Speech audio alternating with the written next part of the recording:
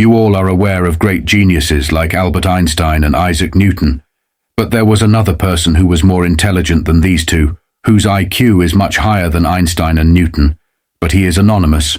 No one knows him. This story is about a person who is considered to be the most intelligent person among all the humans born till now in the world. Einstein's IQ level was 160. Isaac Newton's IQ was 190, but the IQ level of the person we are going to talk about today was 260. That is, much more than Albert Einstein and Isaac Newton. The name of this person is William James.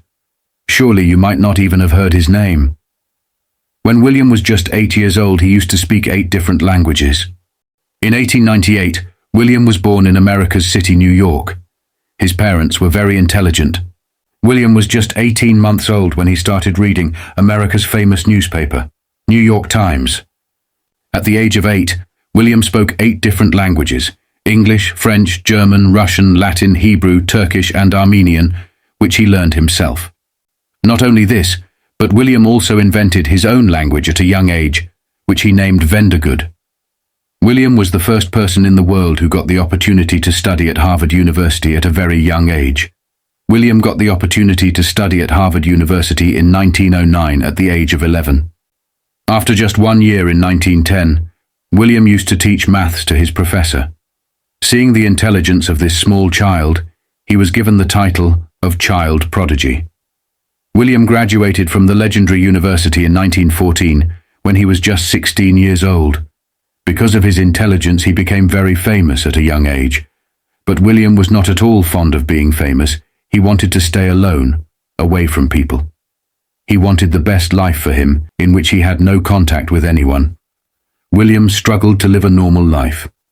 He was often teased and mocked by other students at Harvard, and he also felt disturbed by the unwanted media coverage.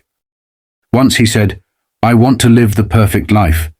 The only way to live the perfect life is to live it in seclusion. I have always hated crowds." On one occasion, William even said that he never wanted to marry. William's father tried hard to get him to study more, because he knew that there is definitely something special in William. As William grew up, he stopped following his father's wishes, because he knew that if he did so, then people would start knowing him more, and he would get more and more famous. But he didn't want to be famous at any cost, and that's why once he had a bitter fight with his father. He got angry with his father. The anger was so intense that when William's father died in 1923, he did not even attend his funeral. To remain anonymous, he did small jobs, but still he was so famous that people used to recognize him. But whenever he was recognized, or his colleagues learned who he was, he would promptly quit. He kept on changing his jobs and name because he didn't want to be identified as the child prodigy William Sidis anymore.